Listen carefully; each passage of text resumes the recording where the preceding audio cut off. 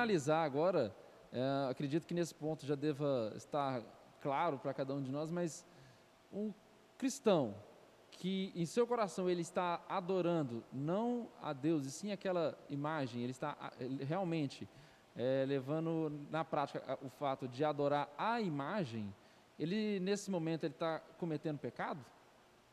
E existem outras situações em que isso aconteça, que a gente vai fazer, a gente coloca algo no lugar de Deus no nosso dia a dia que possa ser citado, algo que a gente acaba fazendo às vezes e não percebe isso como um fato de substituir Deus por algo e colocar no lugar dele e meio que adorar aquilo que eu estou colocando no lugar de Deus. Então, Caio, existem duas formas de oração por meio da intercessão dos santos. A primeira forma é a forma convencional, é rogar a Deus uma prece pedindo a ajuda, a oração, a amizade do santo. A outra modalidade é a imitação de suas virtudes. Então, quando, por exemplo, eu conheço a história de vida de um santo, fico admirado e tento copiar um exemplo ou outro de sua vida, de sua conduta, isso também é uma oração.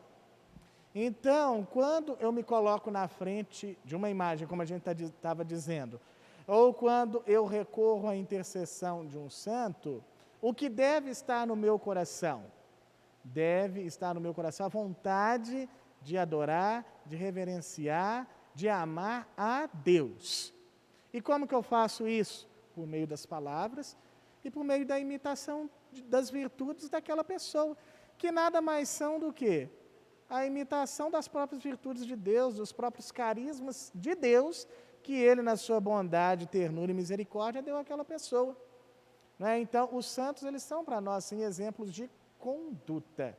Eles são para nós pessoas que nos ajudam a orar, que nos ajudam por meio de sua vida de oração, ou até mesmo da sua vida prática, sua vida cotidiana, no lidar com as pessoas e no existir, nos ajudam a ficar mais próximos de Deus, nos ajudam a rezar, a amar mais a Deus.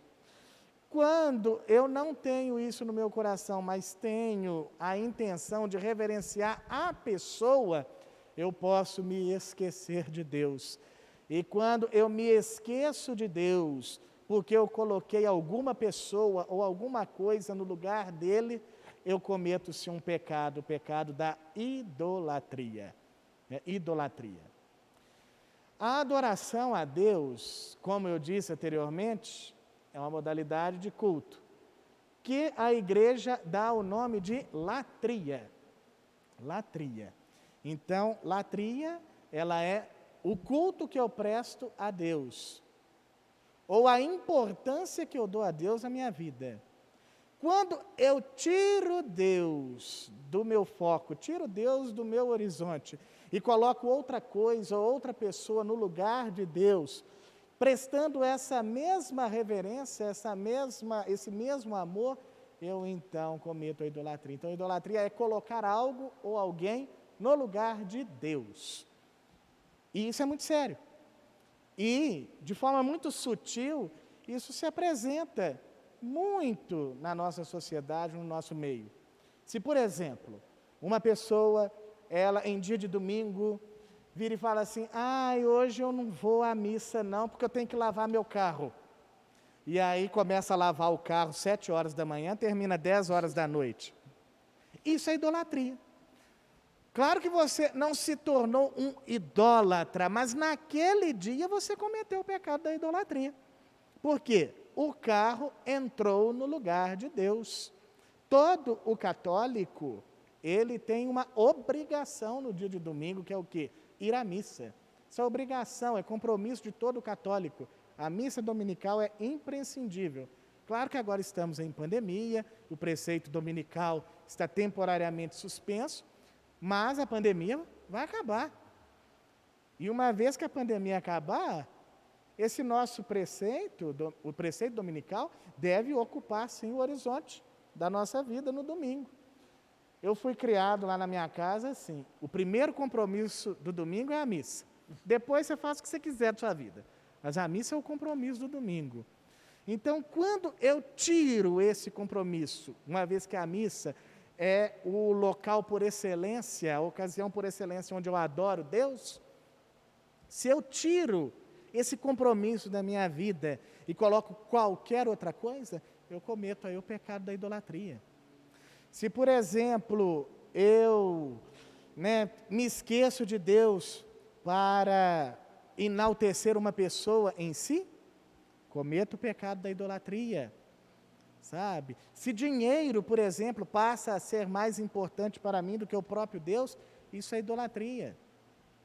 Por exemplo, existem algumas comunidades cristãs que falam assim: ah, se você deixar seu carro aqui hoje, amanhã Deus vai te abençoar. Não parece, mas isso é idolatria também, sabe? Por quê?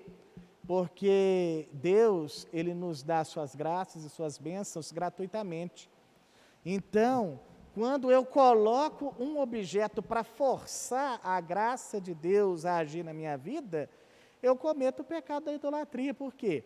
A coisa em si está sendo mais importante, porque por meio dela eu estou implorando, estou clamando, estou forçando, obrigando a Deus a me dar aquilo que eu quero, sendo que Deus nos oferece o melhor para nós, suas graças, suas bênçãos, gratuitamente, sabe? Então, o cristão, ele tem que ter sempre isso no coração.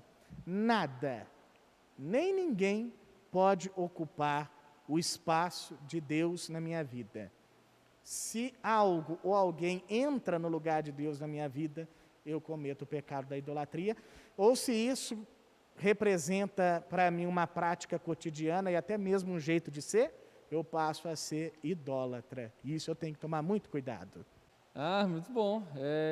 Eu acho que por hoje tá bom de informação, mas nós não devemos, acho que o recado principal do dia é claro e conhecido, que é amar a Deus sobre todas as coisas. Então, se eu estou pegando Deus do primeiro lugar e passando Ele para o segundo lugar que seja, já está errado. Eu devo amar a Deus sobre todas as coisas, dinheiro, trabalho, o que for, tem que vir depois de Deus.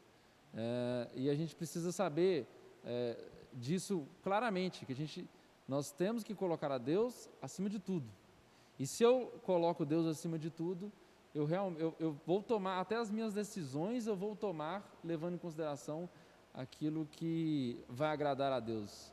Então, num exemplo extremo, eu não vou agredir alguém, num exemplo extremo, porque eu sei que aquilo não é algo que vai agradar a Deus, e Deus vem acima de tudo. Então, a minha ação também está subordinada à vontade de Deus. Então, automaticamente, a vida da pessoa, do ser humano, daquele grupo, muda automaticamente, porque ele vai realmente, verdadeiramente, não só na fala, ele vai verdadeiramente colocar Deus acima de tudo, e aí não abre espaço para coisas diferentes disso, sendo que Deus está em primeiro lugar e acima de tudo, e tudo está subordinado a Ele, né?